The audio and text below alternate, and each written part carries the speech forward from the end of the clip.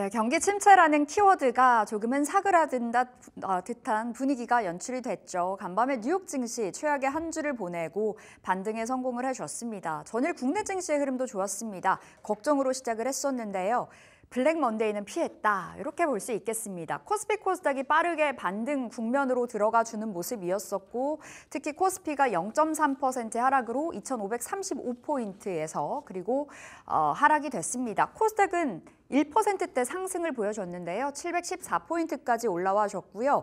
어제 삼성전자는 2%가량의 하락이 나왔습니다. 최근 삼성전자 쪽으로 계속해서 목표가 하향 리포트가 나오는데 삼성전자가 2% 하락했음에도 불구하고 코스피가 0.3% 하락했다. 그만큼 시장에 체감하는 지수 자체가, 흐름 자체가 너무 좋았다는 거죠.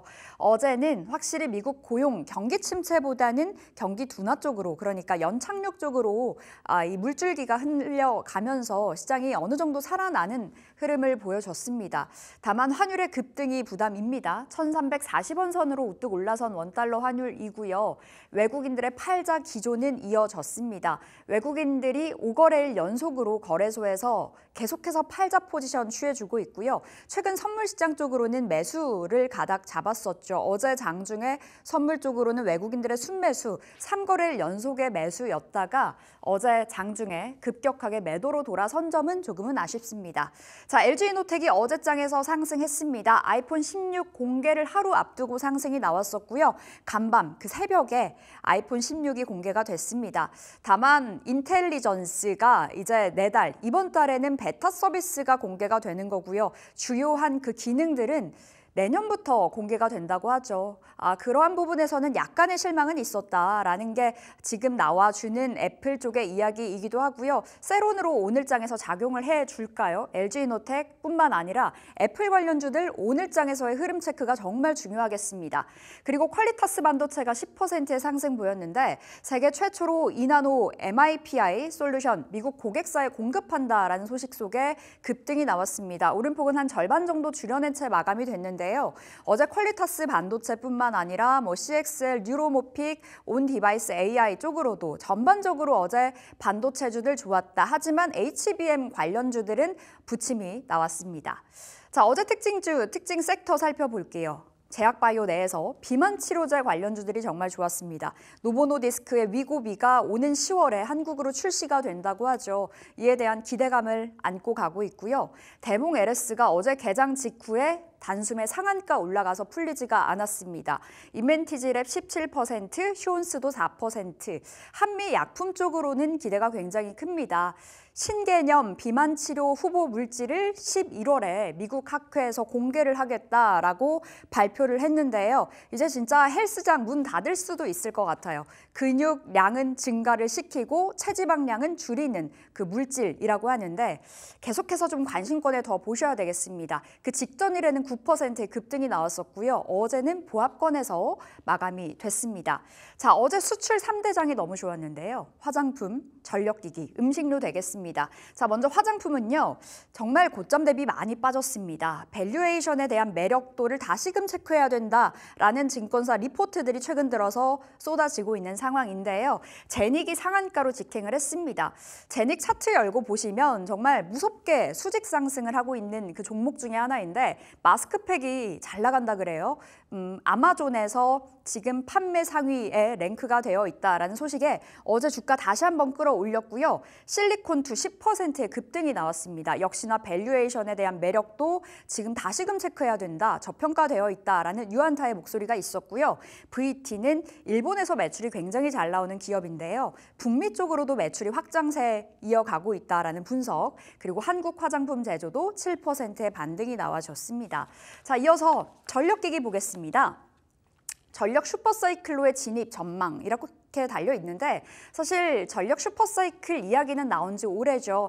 다만 너무 과하게 올랐다라는 측면에서 최근 주가가 고점 대비 많이 떨어져 있었는데요. 어제장에서는 다시금 반등 나와줬고요. 피크아웃 논란이 있었지만 피크아웃 아니다라는 목소리도 나와주면서 힘을 받아갔습니다. HD 현대일렉트릭이 2%, 재룡전기 11%의 급등 보였고요. 그리고 효성중공업이 강했네요. 10%, 가온전선 3%. 어제 전력기기, 전선, 너나 할 것 없이 시세가 분출해졌던 하루였습니다. 자, 다음 보겠습니다.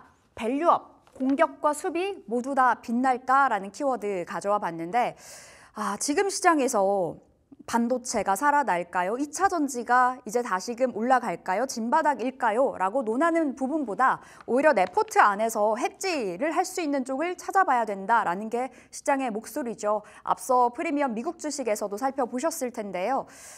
우리는 밸류업의 키워드를 맞춰보려고 합니다. 9월 말에 예정이 되어 있는 두 가지 중요한 이벤트가 있습니다. 금투세 토론회가 자리를 하고 있고요. 24일 화요일 예정입니다. 다만 민주당의 당론이 결정이 되지 않아서 이 토론회 분위기가 앞으로의 또 증시 향방에 굉장히 좌지우지할 수 있는 부분이 될 것 같고요. 코리아 밸류업 지수 발표가 예정이 되어 있습니다. 어제 KB증권에서 리포트를 내놨는데 굉장히 눈길이 가서 들고 와봤습니다. 금융주가 20년 만에 주도주가 될 것이다 라는 목소리였었는데요. 자, 일단은 세 가지의 이유를 들고 있었습니다.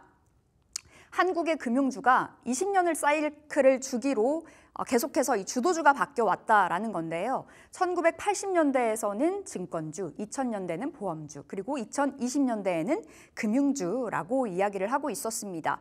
최근 미국에서 버크셔 해서웨이, 워렌 버핏이 계속해서 미국의 처브라는 주식을 사들이고 있는데 보험주입니다. 이 처브가 굉장히 그 채권을 보유하고 있는 것으로 많이 보유하고 있는 것으로 알려져 있는데 한 1,200억 달러 정도가 된다고 해요. 그만큼 채권 광세 시기에 연동되는 쪽은 증권이라고 보시면 되겠고요. 처브를 사들이고 있다는 것은 말 그대로 채권을 사들이고 있다는 것이라고 좀 보실 수가 있겠고요. 증권 쪽으로 압축이 되는 그 이야기로 좀 보실 수 있겠습니다. 그리고 트럼프가 만약에 재당선이 된다면 볼커럴 규제 완화 다시 한번 할 수 있다라는 부분도 나와 있었는데요. 볼커럴이 지난 2019년에 이제 금융위기 직후에 좀 발효가 됐었던 법안이고 2019년에 이를 완화했었습니다. 그러면서 투자은행이 강하게 살아났었고요. 미국의 은행주가 굉장히 좋았었는데요. 트럼프가 재집권을 하게 된다면 규제 완화 다시금 이어질 거고 만약에 트럼프가 아니라 해리스가 당선이 된다 해도 금융주를 피해 주로 봐서는 안 된다라는 분석이었습니다. 자, 그리고 일본이 작년에 2023년에 밸류업을 진행을 했었을 때 강세 흐름을 보였었던 업종 중에 하나가 금융이었었다는 거죠.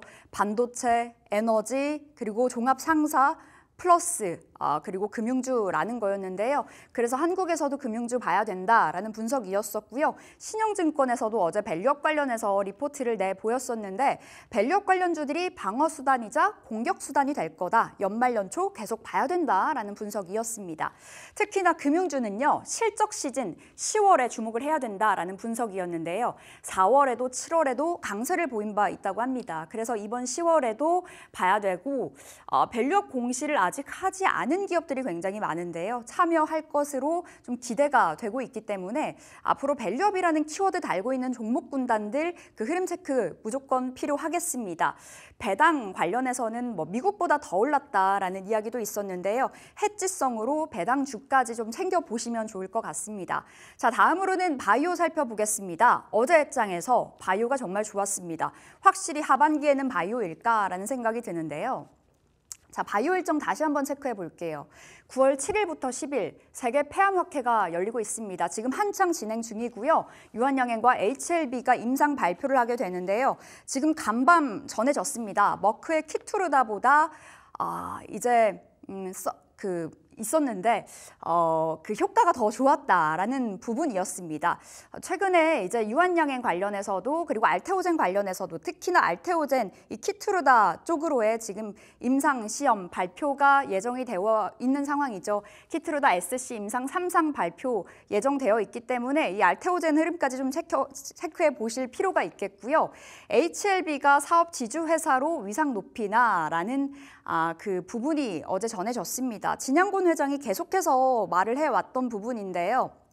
HLB 계열사들은 각자의 가치 증대를 위해서 노력할 거고 최종적으로 그 모든 가치가 HLB로 수렴할 거다라는 부분이었는데 어제 HLB 이노베이션, 베리스모 간의 삼각 합병을 추진하겠다라는 소식이 전해졌습니다.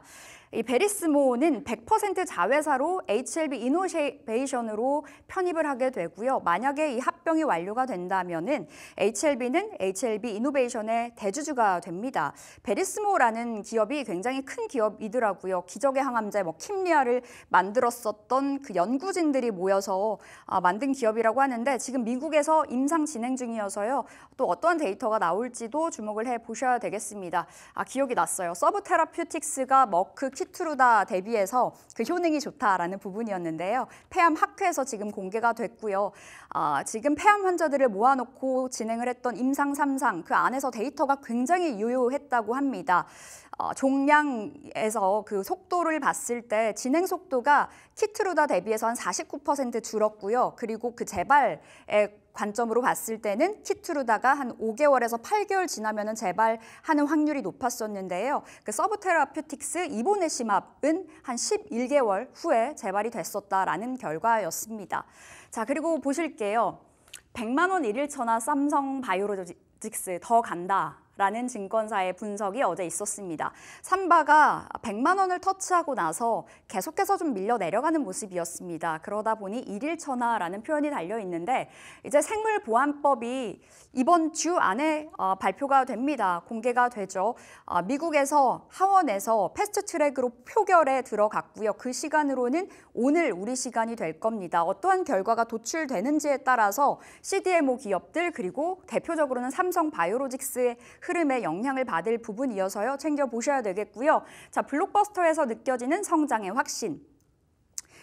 이라고 달려 있는데요. 유한양행 이야기입니다. 라즈클루즈, 우리나라로는 랭라자라고 하죠. 랭라자 앞으로 기대감 계속해서 크다라는 부분, 품목 허가 승인이 유럽과 중국, 일본에서도 계속해서 기다리고 있기 때문에 앞으로의 모멘텀은 계속 이어질 거다라는 분석이었습니다.